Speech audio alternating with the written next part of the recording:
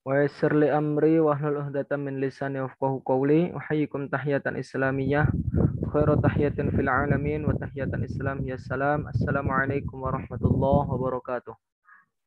Waalaikumsalam warahmatullahi wabarakatuh. الحمد Waalaikumsalam. لله الحمد لله الذي أنزل سكينة في قلوب المؤمنين ليزدادوا إيمانا مع إيمانهم ولله جنود السماوات والأرض وكان الله عليما حكيما. أشهد أن لا إله إلا الله وأشهد أن محمدا عبده ورسوله الهادي إلى سبيل الأقوام. اللهم صل وسلم وبارك على نبينا محمد صلى الله عليه وسلم وعلى آله وأزواجه وأولاده وذريته أجمعين أما بعده.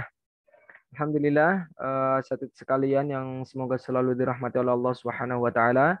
Alhamdulillah pada kesempatan kali ini di pertemuan yang ke-8 insyaallah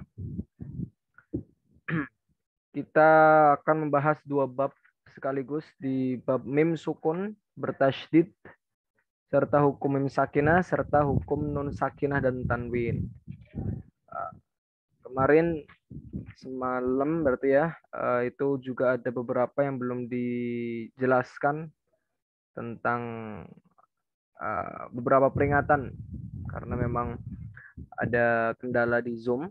Alhamdulillah ini dari lembaga sudah menyediakan Zoom lagi secara yang lisens. Jadi bisa dipakai untuk 45 menit lebih. Baik, saya izin share screen.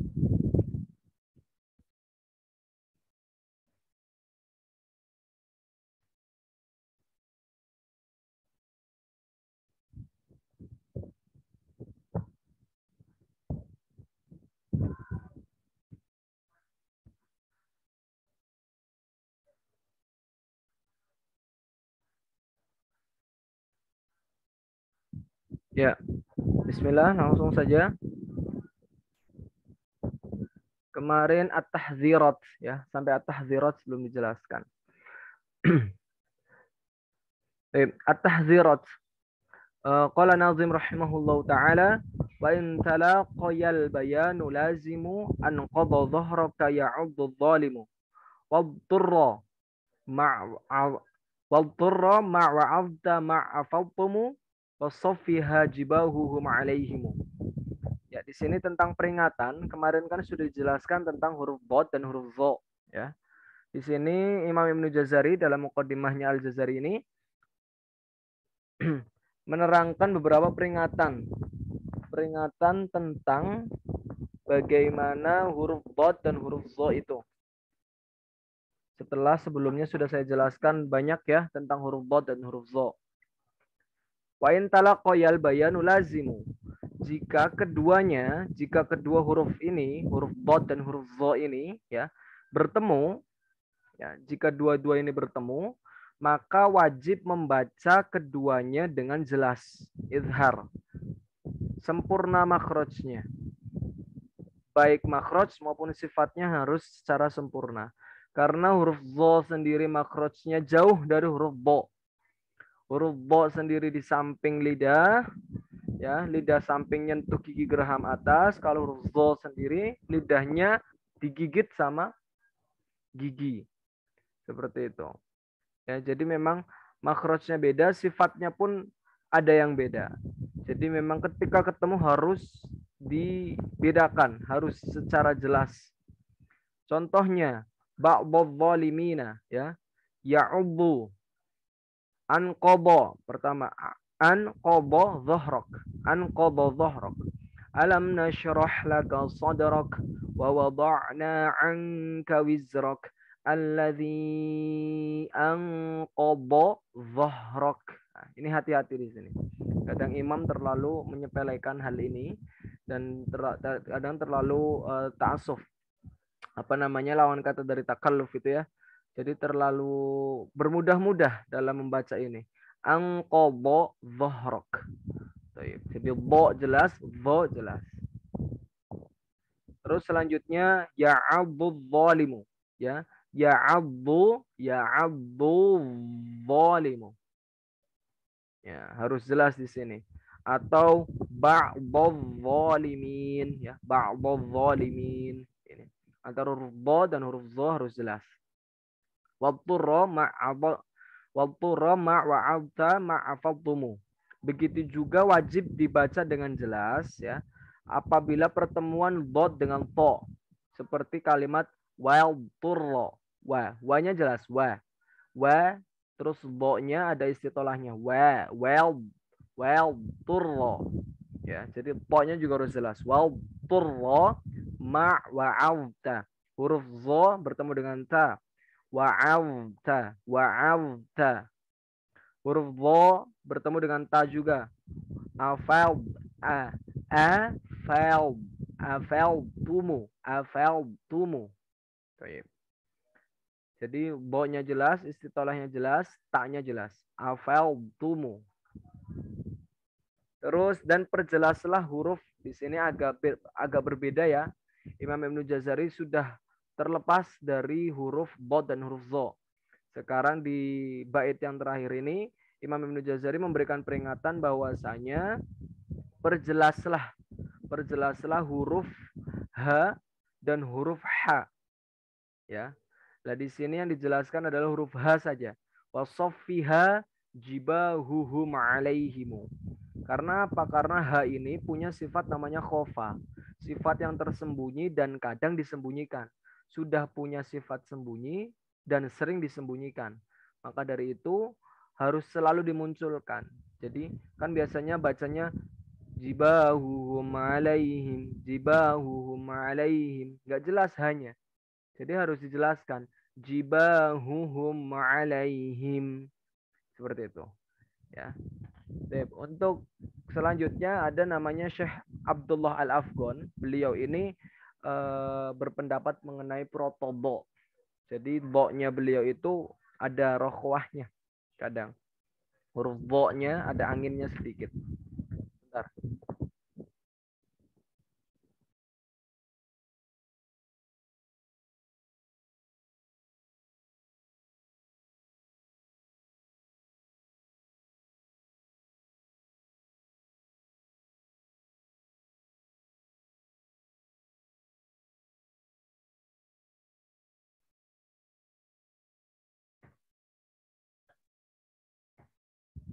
Ya.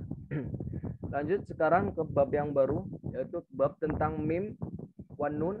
Al-mimu wan nuni al-musyaddadatain wal mimu as-sakinah.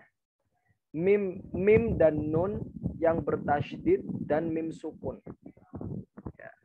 Qala nadhim rahimahullahu ta'ala wa adhhiril ghunnata min nunin wa min mimin idza ma shuddida wa akhfiyan. Al-mima in taskun bi ghunnatin lada ba'in 'alal mukhtari min ahlil ada.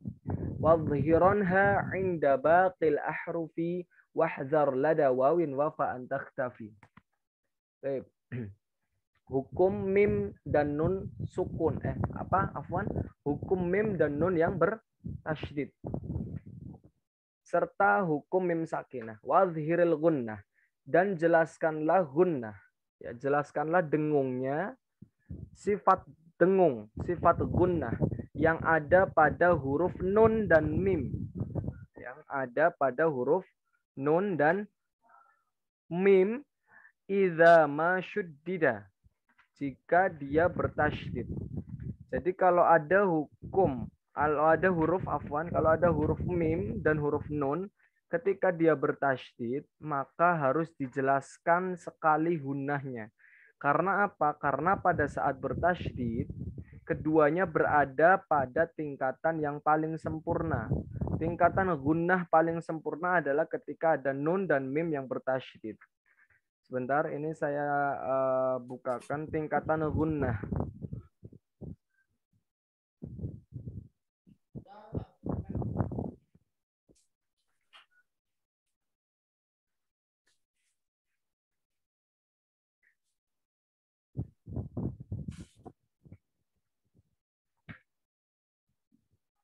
Ya. Jadi apabila ada nun dan mim yang bertasydid itu gunnahnya jelas. Gunnahnya jelas. Jadi tingkatan gunnah seperti ini. Tingkatan gunnah ya, itu dibagi menjadi dua, ada panjang berdasarkan panjangnya atau durasinya. Dan yang kedua berdasarkan kesempurnaannya, kadar kesempurnaannya.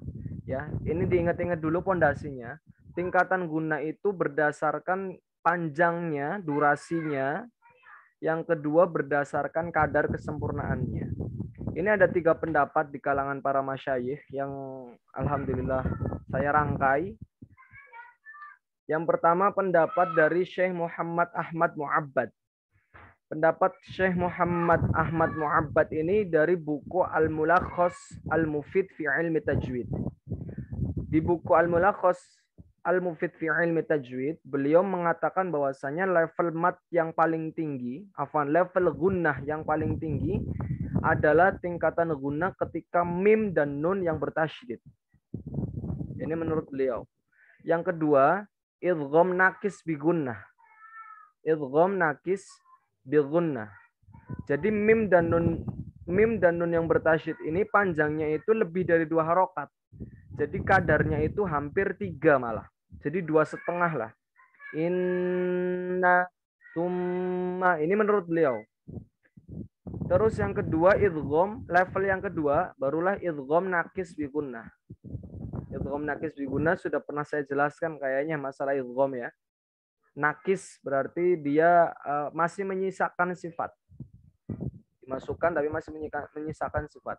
Itu kadar kadar panjangnya itu hampir 3. Ya. Hampir 3. Sebagiannya masuk khoisyum.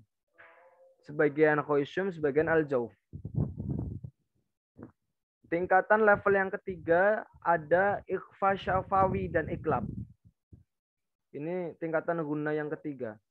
Jadi ketika kita membaca mim sukun bertemu dengan ba atau nun sukun atau tanwin yang bertemu dengan ba, itu kadar gunnahnya itu kadar level yang ketiga menurut Syekh Muhammad Ahmad Mu'abbad dalam bukunya Al-Mulakhas Al-Mufid fi Ilmi Tajwid. Nah itu panjang durasinya 2 ketukan. Kurang lebih 2 harokat. Separuh masuk khoisyum, separuhnya masuk al-jauf. Nah, yang keempat itu izhar. Seluruh izhar itu punya gunnah, tapi di kadar yang keempat, di level yang keempat. Dan yang kelima adalah nun dan mim yang berharokat. Baik dia harokat yang fathah, kasroh maupun dhammah. Itu punya gunnah juga, punya dengung. Walaupun kadarnya paling rendah. Nomor 5. Baik. Ini menurut pendapat beliau.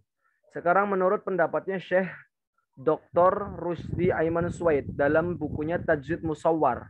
Ini terkenal sekali bukunya. Tajwid Musawwar. Level yang pertama menurut beliau ada yang dinamakan dengan gunnah akmal. Gunnah akmal yaitu pada huruf mim dan nun yang bertasydid serta idgham nakis atau idgham kamil bi gunnah yang dengan gunnah. Ini levelnya sama. Panjangnya sama, durasinya juga sama. Kesempurnaannya juga sama. Ini level yang pertama. Di level yang kedua dinamakan dengan gunnah kamilah. Tadi akmal, sekarang kamilah. Yaitu pada ikhfa syafawi serta iklab. Yang ketiga yaitu gunnah naqisoh. Yaitu pada izhar. Yang keempat adalah gunnah anqos, paling rendah sekali, yaitu pada nun dan mim mutaharrik yang berharokat. Ini menurut pendapat Syekh Dr. Rusdi Aiman Suwaid dalam bukunya Tajwid Musawwar. Selanjutnya pendapat yang ketiga itu pendapatnya Syekh Usman Murad dalam bukunya Salsabilus Syafi. Terkenal juga bukunya, buku Salsabilus Syafi. Mungkin setelah antum belajar Jazari, silakan belajar Tufa. Setelah Tufa nanti belajar Salsabilus Syafi. Tapi sebelum itu antum kenalilah huruf di buku Nunia Sakhawi dan Khokoni. Masih banyak buku-buku yang belum dipelajari seperti itu ya. Dan semuanya saling melengkapi. Menurut beliau, Syekh Usman Murad itu tingkatan gunnah hanya ada 2. Gunnah kamilah dan gunnah nakis. Gunnah kamilah itu terdapat pada hukum nun dan mim yang bertasydid, idgham, ikfa, iklab. Itu masuk ke guna kamilah. Dan yang kedua, tingkatan yang kedua, level yang kedua adalah guna nakis, yaitu pada huruf nun dan mim yang mutaharik serta izhar. Dan semua masalah guna, masalah dengung, baik itu kadar 3, kadar 2, kadar 2,5, itu semuanya hanya bisa diperoleh hanya dengan cara talaki. Karena menghitung gunnah yang paling tepat adalah ketika talaki bersama guru yang mungkin di bidangnya, kompeten di bidangnya. Itu untuk catatan masalah gunnah. Jadi ada yang full masuk hidung. Jadi inna summa itu full masuk hidung. Ya. Tetapi ketika ikfa syafawi dan iklab itu separuh masuk hidung, separuh masuk mulut. Separuh khoisyum, separuh al-jawf. Seperti itu. Sip. Lanjut. Sampai mana tadi? Ya. Miman idza masyuddida. Selanjutnya wa akhfiyan. Wa akhfiyan al-mima intaskun. Ya, dan ikhfakanlah. Dan ikhfakanlah huruf mim sukun apabila dia bertemu dengan huruf ba dan dibaca dengan gunnah. Jadi apabila ada mim sukun bertemu dengan ba, itu dinamakan dengan ikhfa syafawi. Ikhfa syafawi.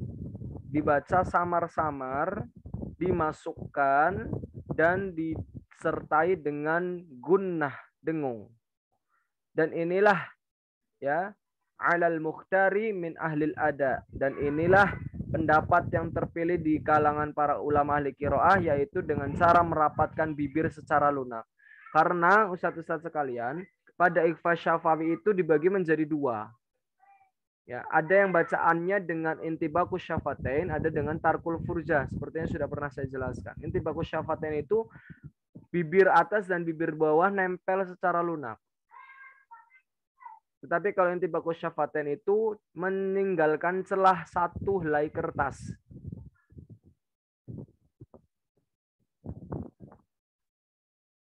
Contoh, alaihim bi'azabin alim, misal. Alaihim bi'azabin. Itu kan harusnya bacanya alaihim bi'azabin alim. Nah, itu kalau kayak gitu berarti namanya intibakus syafatain. Tapi kalau misal tarkul furjah itu meninggalkan celah, berarti ada celah satu helai kertas. Alaihim bi'adzabin alim. Tapi pendapat yang paling kuat adalah pendapat yang intibakus syafatain. Walaupun untuk masalah muqaddam dan muakhir, yang paling muqaddam adalah yang tarkul furjah. Tetapi pendapat yang paling kuat adalah yang intibakus syafatain. Karena para ulama lebih sepakat banyak yang ini. Seperti itu. Ya, tapi ada salah satu masyayikh dari kami, beliau menyuruh kami ketika talaki kepada beliau menggunakan tarkul furjah. Jadi memang agak susah.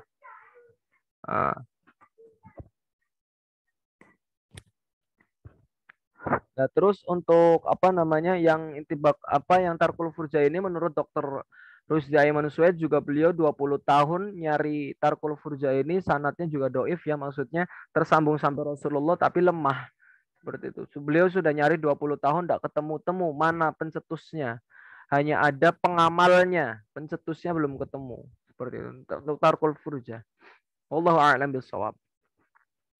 Selanjutnya wa azhiranha 'inda baqil ahrufi. Dan kemudian izharkanlah, jelaskanlah huruf mim sukun saat berhadapan dengan sisa huruf selain huruf mim dan ba. Jadi ada namanya idgham syafawi, izhar syafawi, dan ikhfa syafawi.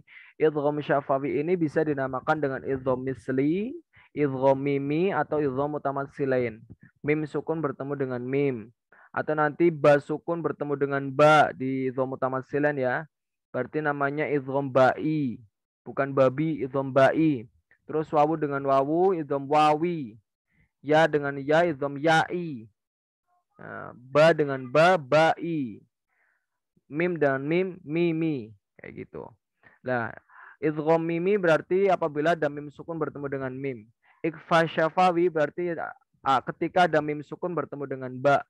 Nah, selanjutnya izharkanlah, jelaskanlah. Dari 29 huruf diambil 2 huruf mim dan ba. Selain huruf mim dan ba berarti apabila ada mim sukun bertemu selain huruf mim dan ba dinamakan dengan izhar syafawi. Dan di sini Imam Ibnu Jazari menerangkan beberapa peringatan wahzar lada wawin wafa antakhtafi. Berhati-hatilah. Berhati-hatilah apabila huruf mim sukun bertemu dengan huruf wawu dan fa karena dekat dan samanya makhraj.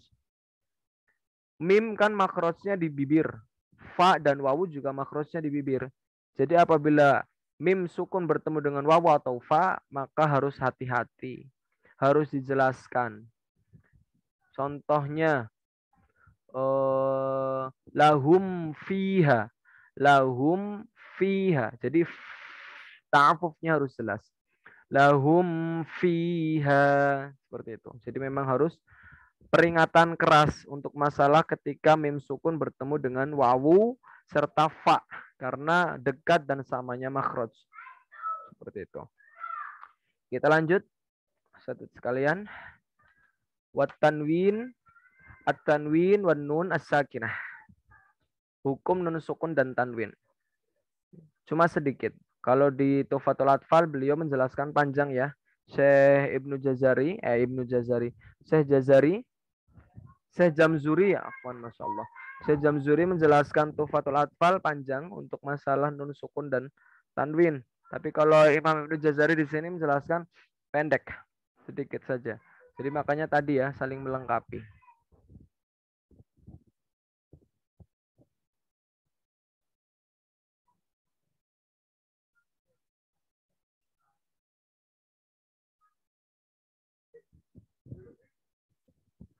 Oke. Qala nazim rahimahullahu taala wa hukmu tanwinin wa nunin yulfa izharun idghamun wa qalbun ikhfa fa inda harfil halqi adhhir wad-daghim fil lam war ra la bi ghunnatin lazim wa adghiman bi ghunnatin fi yuminu illa bi kalmatin kadunya anwanu wal qalbu 'indal babi ghunnatin kadza al ikhfa ladai baqi al hurufi ukhidha. Ya, di sini hukum nun sukun dan tanwin, nun as-sakinah dan tanwin. Sejatinya nun tanwin ini sebentar ya Ustaz ya, sebentar.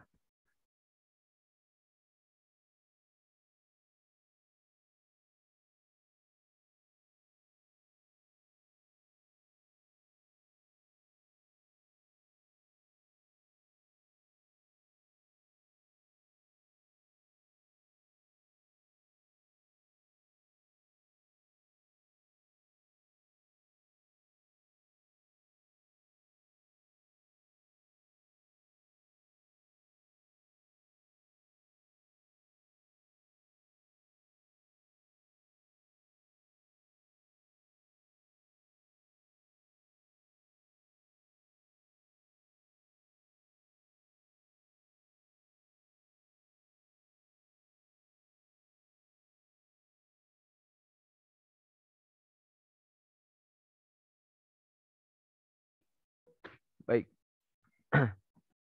Ya, untuk nun sukun dan tanwin. Jadi ada biasanya kita sering dengar ya, apa perbedaan nun sukun dan tanwin? Apa perbedaan nun sukun dan tanwin? Mungkin ada yang bisa menjawab.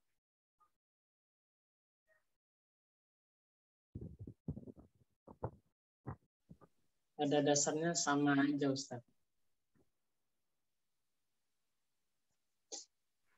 Karena nun tanwin itu adalah ganti dari nun sukun, begitu Ustaz. Wallahu a'lam. Oke, biasanya di buku-buku TPQ itu kalimatnya gini. Sama dalam suara, lain dalam tulisan. Sama dalam suara, lain dalam tulisan. Suaranya sama, tapi tulisannya beda. Oke, itu salah satunya boleh lah. Boleh. Pada dasarnya memang sama, karena sejatinya itu nun sukun itu hurufnya. Tanwin itu hanya sebatas harokat. Ya. Tetapi untuk makna itu nun zaidah sebetulnya. Tanwin itu nun zaidah. Nun tambahan. Gitu. Ya. Ini untuk penjelasan lebih detailnya, saya mau jabarkan perbedaan nun sukun dan tanwin. Yang pertama, nun sukun itu huruf hijaiyah asli. Asli huruf hijaiyah. Huruf asli terucap nun dan tertulis. Tetapi kalau tanwin itu huruf zaidah, huruf tambahan. Hakikatnya itu nun sukun tambahan. Dia terucap tetapi tidak tertulis dalam rosem. Hanya harokat saja. Nah, paham ya? Tapi kalau nun itu dia sudah terucap, dia tertulis dalam rosem. Nah, yang kedua, letak nun sukun bisa di tengah, bisa di akhir. Kalau tanwin hanya di akhir. Nah, kalau nun sukun bisa di tengah, bisa di akhir. Tapi kalau tanwin hanya di akhir.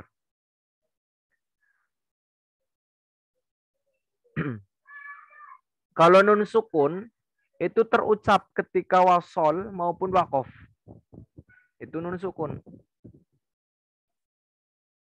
Tapi kalau tanwin terucap hanya ketika wasol saja. Ketika wakof tidak terucap. Nanti jadinya mat apa namanya? Mat iwab. Rokiba, tulisannya rokiban, bacanya rokiba gitu. Nah, jadi terucap hanya ketika wasol saja. Yang keempat, nun sukun itu bisa pada isim, fiil, huruf. Nun sukun. Tetapi kalau tanwin itu hanya pada isim. Tidak bisa pada fiil, tidak bisa pada huruf. Kecuali pada dua tempat nanti. Pada Quran surat Al-Alaq dan pada Quran surat Yusuf. Pada Quran surat Al-Alaq dan pada Quran surat Yusuf. Apa bunyinya? Nanti.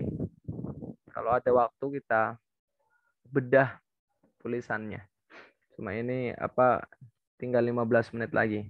Insyaallah. Itulah beberapa perbedaan antara nun sukun dan tanwin.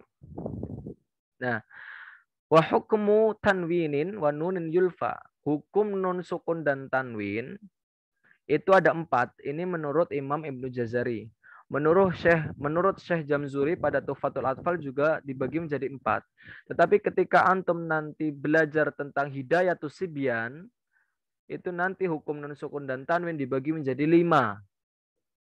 Karena apa? Karena idghamnya nanti dipecah lagi jadi 2. Kalau ini enggak. Kalau Imam Ibnu Jazari dan Syekh Jamzuri, beliau mengatakan bahwasanya 4. Yang pertama izhar. Izhar ini dibaca jelas huruf nunnya. Kalau saya bilang nun berarti tanwin masuk gitu ya. Dibaca jelas huruf nunnya. Terus yang kedua idgham. Idgham ini berarti artinya hurufnya melebur. Huruf nunnya melebur ke huruf setelahnya. Huruf nunnya melebur ke huruf setelahnya. Qalbun. Qalbun di sini qallaba yuqallibu. Ya, artinya huruf nun berubah menjadi huruf mim. Ana sekarang tanya, huruf nun ini berubah menjadi mim itu ketika bertemu dengan huruf ba. Ana tanya, kenapa dirubahnya menjadi huruf mim? Kenapa enggak ke huruf wawu? Kenapa enggak ke huruf fa? Kenapa enggak ke huruf ke yang lain? Kenapa hurufnya mim? Ini saya pernah ditanya kayak gitu, Masya Allah. Pertanyaannya kritis sekali. Nah, sekarang gantian anak tanya karena antum belum tanya kayak gitu, anak tanya duluan sebelum antum tanya soalnya. Mungkin karena makhrajnya sama, Ustaz, dekat gitu. Oke, salah satunya itu. sebentar ya Ustadz, saya ada telepon sebentar.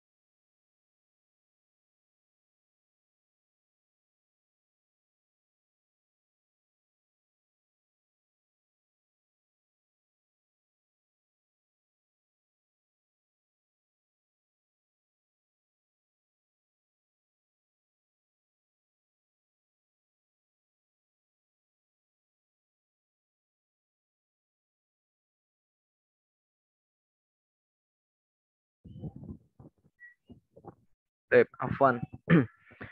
Kita lanjut. Tadi masih di pertanyaan itu ya. Kenapa? Karena memang makrojnya sama. Mim, ba itu makrojnya sama di sini. Ya, itu salah satu jawabannya. Yang kedua, jawabannya bisa pakai dalil ya. Di syarah Tufatul Atfal. Wasalisul iklabu indal ba'i miman bi gunnatin mal ikhfa'i. Miman bi gunnatin mal ikhfa'i. Ya udah karena mim dari sananya. Jawabannya karena mim dari sananya. Ya, karena memang sudah ditentukan bahwasanya ketika ada nun sukun atau tanwin bertemu dengan ba, memang lebih enaknya masuknya ke huruf mim. Seperti itu. Karena memang satu makhraj juga.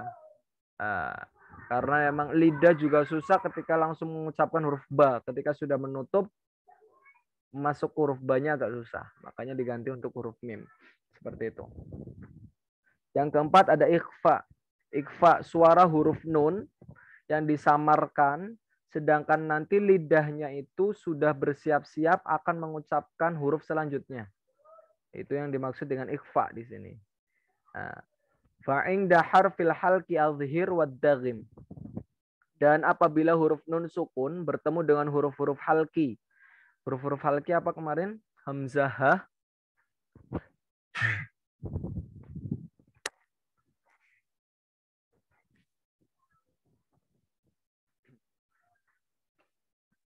hamzah, ha, ain, kho, ghain ya. Apabila ada huruf-huruf halqi tersebut bertemu dengan nun sukun atau tanwin, ini maka dibaca dengan izhar.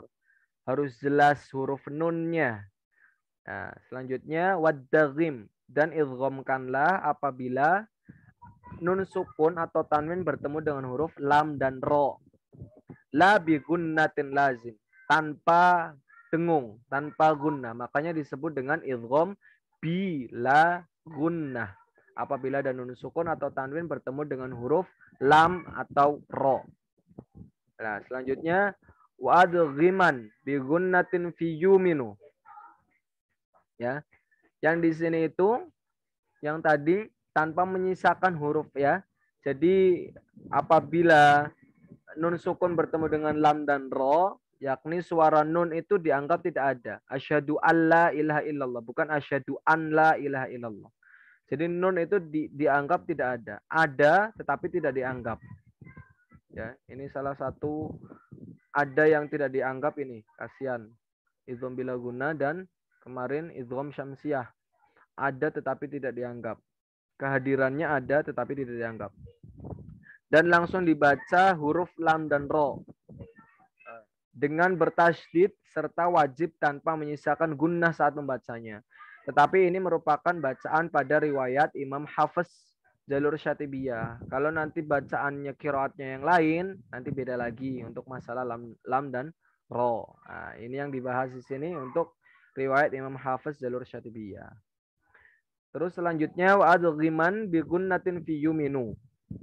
Dan idghamkanlah huruf nun sukun atau tanwin disertai dengan gunnah, disertai dengan dengung saat membacanya bila bertemu dengan huruf yuminu.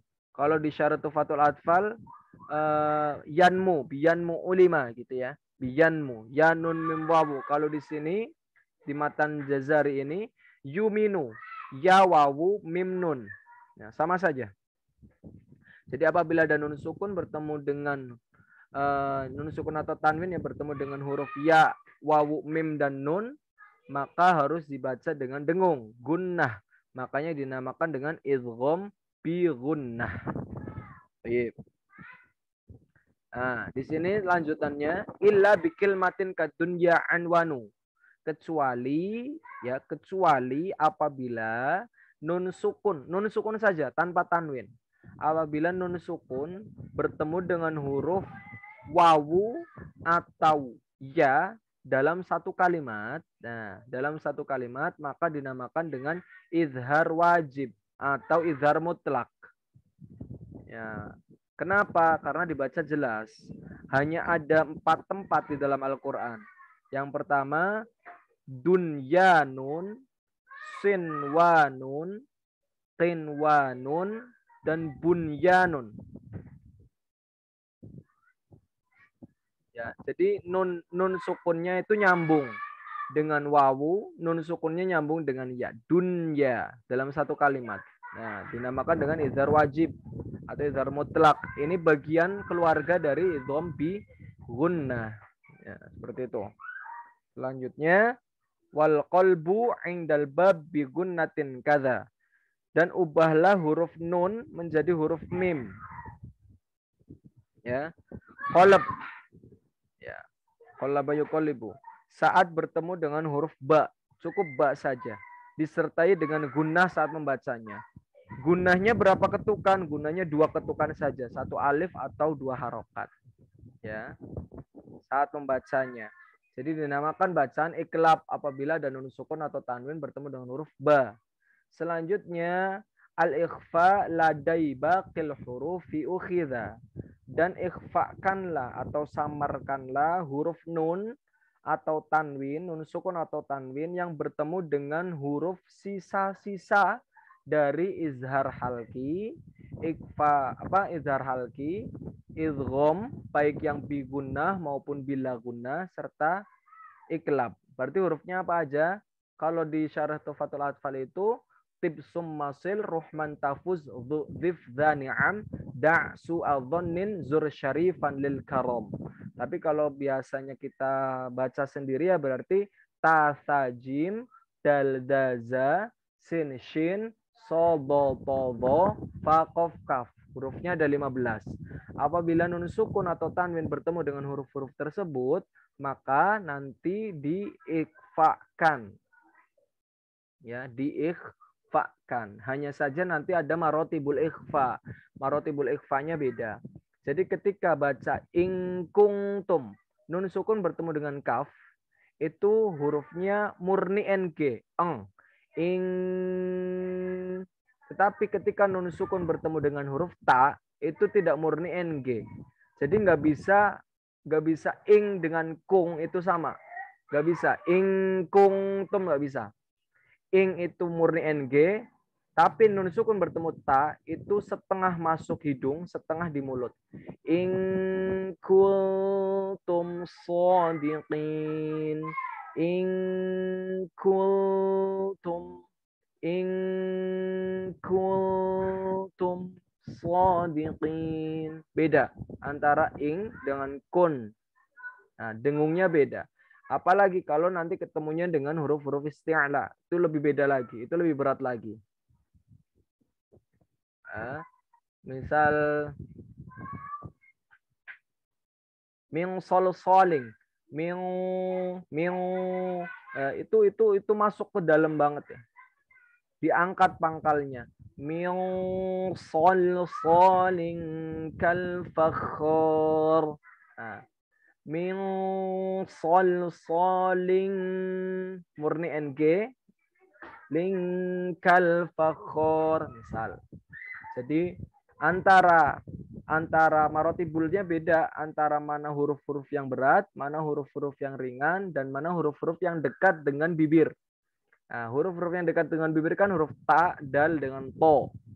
Maka dari itu nanti dengungnya juga beda, separuh masuk hidung, separuh masuk mulut.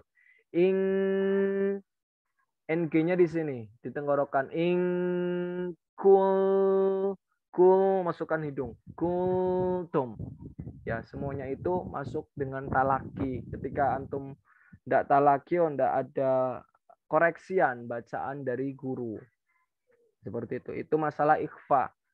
Ya. Tapi ada beberapa ulama juga yang memang bermudah-mudah dalam ikhfa. Semuanya ditebas NG semua. Mau itu ingkungtum, mau itu ketemunya isti'la, semuanya tebas NG semua. Ya, tetapi ada memang yang ulama yang ketat bahwasanya ini ketemu ini ya harus seperti ini ketemu ini harus seperti ini gitu. Yang penting lidahnya, si lidah itu menuju ke kayak misal angfusahum. Gak bisa angfusahum, gak bisa. Gak boleh kayak gitu. Jadi bibirnya itu harus udah nyentuh ke gigi. Gini. Angfusahum. Bibir sudah nyentuh ke gigi atas. Angfusahum. Itu gitu. Kalau ulama yang memang syadid dalam bacaan harus betul semua, ya seperti itu. Setiap hurufnya diperhatikan sekali. Ya. Jadi 4 itu tadi dibagi izhar halki dulu. Nun sukun atau tanwin bertemu dengan huruf hamzah, ha, kha, ain, ghain. Terus selanjutnya ada idgham. Idghamnya dibagi menjadi 2. Ada yang gunnah, ada yang bila gunnah. Bila gunnah bertemu dengan lam dan ro. Yang bi gunnah bertemu dengan ya, nun, mim, wawu. Nah, di bi gunnah juga ada punya keluarga namanya izhar wajib atau izhar mutlak, yaitu apabila nun sukun bertemu dengan ya atau wawu dalam satu kalimat. Selanjutnya ada iklab, nun sukun atau tanwin bertemu dengan ba, dan terakhir ada ikfa hakiki, yaitu apabila ada nun sukun atau tanwin bertemu dengan tasajim, dal, jaza, sin, sodo, todo, fa, kof, kaf. Sampai sini Ustaz, ada yang mau ditanyakan?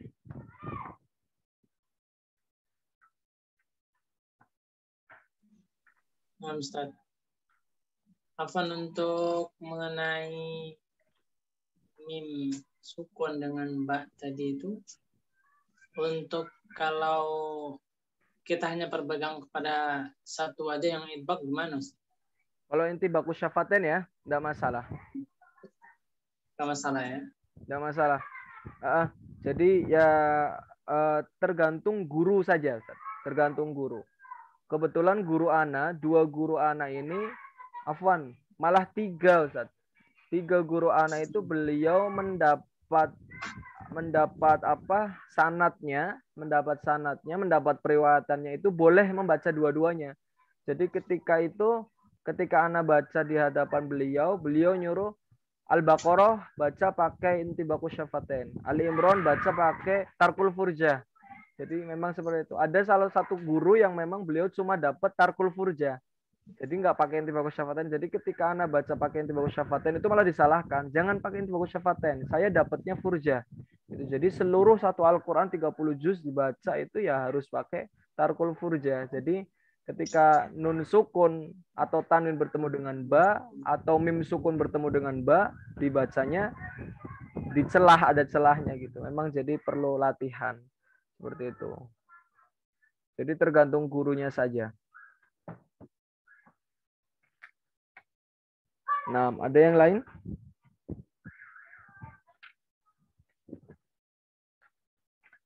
Tetapi untuk masalah tadi, untuk masalah yang kuat yang mana gitu ya, yaitu pendapat yang paling kuat adalah yang intibaqus syafatain. Jadi itu saja yang dipakai daripada ada pertentangan di kalangan para masyarakat. Bukan pertentangan di kalangan para ulama enggak, tapi di pertentangan di kalangan para masyarakat karena enggak tahu. Seperti itu. Ya, ini ada marotibul ikhfa. Marotibul ikhfa berdasarkan makhrajnya, makhraj dan sifat. Itu akrob itu tadi ta, dal, dan to. Ab'ad yang jauh itu ada qaf dan kaf. Sisanya tengah-tengah ausat. Sisa 10 huruf yang lainnya. Karena ada 15 ya. Ikhfa ada 15. Yang akrob yang dekat, yang setengah masuk hidung, setengah masuk mulut itu yang ta, dal, to. Yang jauh, yang ng murni eng, itu huruf qaf dan kaf. Sisanya itu 10 huruf yang lain adalah wasat. Di tengah-tengah. Itu berdasarkan makhraj dan sifatnya. Kalau berdasarkan dengung dan kesamarannya, ada yang a'la, ada yang tinggi. Itu pada huruf ta, dal, dan to. Itu samarnya tinggi. Antum, antum, andada, inqalaqo. Samarnya tinggi. Yang kedua, samarnya sedang, adna. Bukan sedang, malah rendah. Samarnya rendah, adna. Itu terjadi pada huruf qaf dan kaf. Qobodhohrok. In kuntum. Jadi samarnya rendah. Kalau yang samarnya rendah, tadi qaf dan kaf. Yang samarnya tinggi ada ta, dal, dan to. Ini jarang sekali dibahas dari para ulama dan guru-guru ngaji tentang marotibul ikhfa.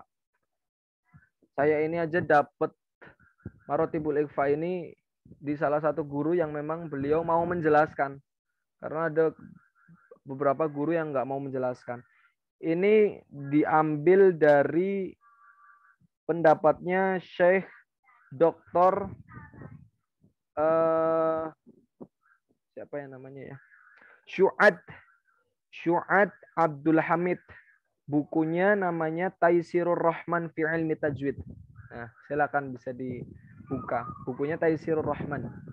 Nah, masalah marotibul ikhfa. Terus ada yang ausat.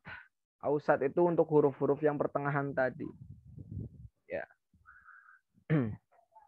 Jadi ada yang tinggi samarnya, ada yang rendah samarnya, ada yang pertengahan samarnya. Itu. Mungkin itu saja yang dapat saya sampaikan pada pertemuan kali ini, Ustadz dan Ustadz sekalian. Insya Allah kita bahas di pertemuan 9 pada tentang mad. Ya, sudah masuk tentang mad di sini. Insya Allah semoga selalu diberikan keistiqomahan. Tetapi untuk pertemuan 9 dan 10 insya Allah setelah Lebaran, setelah Idul Fitri. Karena pekan depan sudah masuk ke 10 hari bulan Ramadan, 10 hari bulan Ramadan, di mana diturunkannya Al-Quran pada malam Lailatul Qadar. Kapan malam diturunkannya Al-Quran? Malam nuzulul Quran. Kapan malam nuzulul Quran? 17 Ramadan. Sedangkan di dalam Al-Quran sendiri, Inna anzalnahu fi lailatul qadar. Al-Quran diturunkan itu pada malam Lailatul Qadar. Sedangkan hadisnya malam Lailatul Qadar itu 10 hari terakhir bulan Ramadan. Jadi kira-kira pas nggak kalau turunnya tanggal 17? Yaitu hanya peringatan saja ya di Indonesia. Gitu. Jadi di malam terakhir 10 hari nanti saya kosongkan untuk masalah pertemuan. Jadi insya Allah kita lanjut pertemuan 9 dan 10-nya setelah Idul Fitri. Jadi untuk fokus ibadah di 10 hari terakhir bulan Ramadan. Mungkin itu saja Ustadz yang dapat saya sampaikan. Mohon maaf apabila ada kesalahan. Jika ada pertanyaan, kemarin kayaknya ada yang tanya Ustadz Zakaria kalau tidak salah. Sahih Ustadz, saya belum jawab lewat VN. Nah, mungkin klarifikasi dulu Ustadz Zakaria. Ya, Ustaz. Ya. Kemarin Anda minta penjelasan bagaimana penurunan Al-Quran itu sendiri, kayak apa yang dimaksud dengan berangsur-angsur, dan pengumpulan Al-Quran dari zaman Rasulullah sampai zaman Utsman bin Affan ya, Ustaz ya? 6. Ya. Itu minta penjelasannya, Ustaz. Kalau penurunan Al-Quran sendiri itu secara berangsur-angsur tergantung sesuai dengan kondisinya Nabi ya. Kondisi dan keadaannya Nabi pada saat itu. Jadi ketika misal perang, ya berarti nanti yang turun ayat perang. Itu kan diturunkan selama 22 tahun, 2 bulan, 22 hari. Atau biasanya memang disebut 23 tahun. Kenapa nggak diturunkan secara langsung? Ya inilah hikmahnya bisa diambil. Ya, kalau diturunkan secara langsung nanti nabi nggak hafal. Makanya dari itu turunnya sedikit. Kalau ada kejadian apa, nabi minta penjelasan, nabi bingung, baru Allah turunkan ayatnya. Kadang juga kalau misalnya nabi lagi galau, nanti Allah menceritakan tentang Nabi Sulaiman, Allah menceritakan tentang Nabi Khidir dengan Musa, Allah menceritakan tentang nikmatnya surga dan lain sebagainya.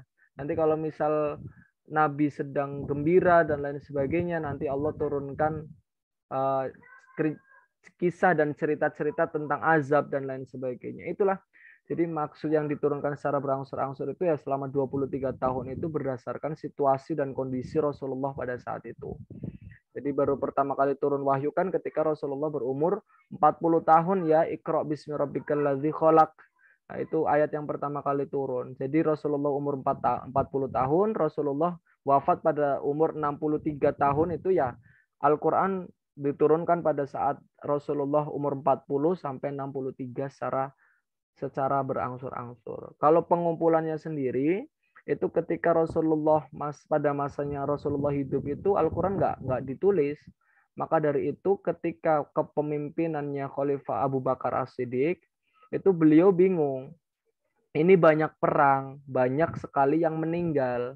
Para hufat-hufat ini banyak yang meninggal. Akhirnya ada desakan dari Umar bin Khattab, ayolah Abu Bakar, antum tuh khalifah, ayo kita putuskan bahwasanya, ayo kita tulis Al-Quran. Abu Bakar nggak mau. Kenapa nggak mau? Ini bid'ah. Rasulullah nggak pernah nyuruh umatnya untuk menulis Al-Quran. Rasulullah nggak pernah nyuruh kita untuk menulis Al-Quran. Apalagi nyuruh nulis hadis. Al-Quran aja beliau nggak pernah nyuruh nulis. Tetapi Umar tetap desak, kalau nggak ditulis, banyak perang, banyak yang mati para hufat, para penghafal Al-Quran. Terus nanti Al-Quran bakalan lenyap dan hilang di bumi ini. Akhirnya Abu Bakar bingung dan pada saat itulah barulah hanya mengumpulkan saja. Ya wes, kalau kayak gitu kumpulkan saja. Yang dulu turunnya di mana Rasulullah dengar, terus Rasulullah nyuruh ada yang dengar juga Rasulullah biasanya sama temennya misal. Nah, terus nanti temennya nulis di pelepah kurma, ada yang nanti di daun, ada yang di batu dan lain sebagainya. Itu semua dikumpulkan. Dikumpulkanlah semua, dikumpulkannya di mana? Sama anaknya Umar bin Khattab. Dikumpulkannya di rumahnya anaknya Umar bin Khattab. Nah, ketika itu habis itu ini sebetulnya sejarahnya panjang ya untuk masalah Rosem Utsmani ini, tapi singkatnya saja.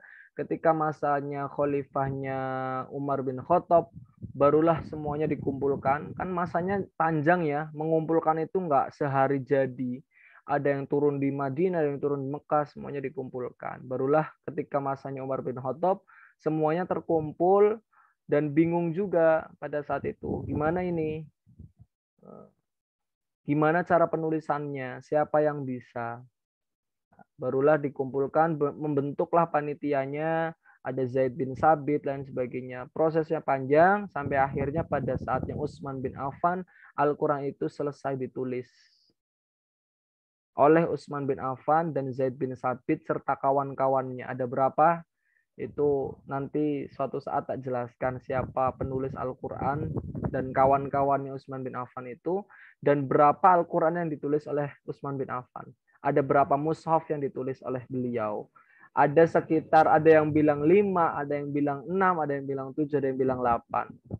Dengan alasan-alasannya. Yang bilang 5, alasannya ini. Nanti disebarnya ke negara ini, negara ini, negara ini, negara ini. Yang bilang 8, disebarnya ke negara ini, negara ini, negara ini, negara ini. Cuma kalau misal saya jelaskan nanti mungkin sampai sahur gitu ya.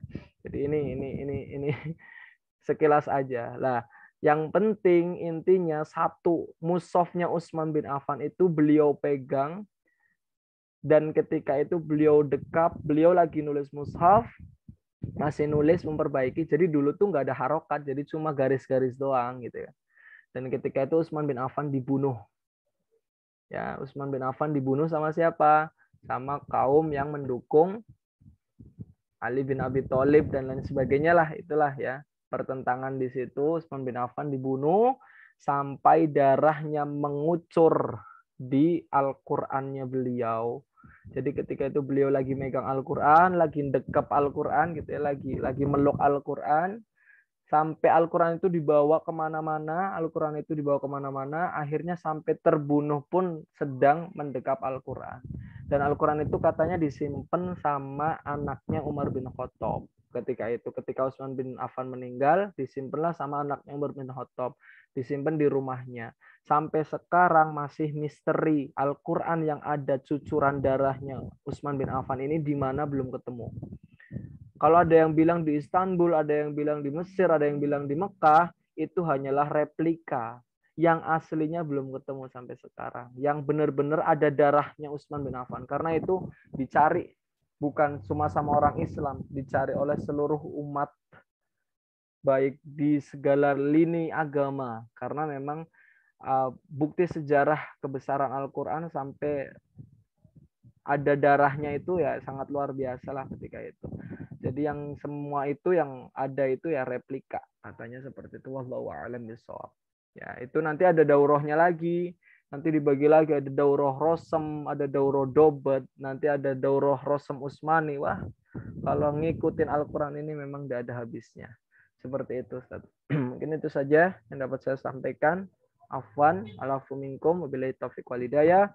Semoga bisa bermanfaat, semoga selalu istiqomah, semoga apa yang kita lakukan ini bisa diridhoi oleh Allah Subhanahu wa taala, dan semoga amalan-amalan ibadah kita pada bulan Ramadan ini selalu diberkahi serta diterima oleh Allah Subhanahu wa taala.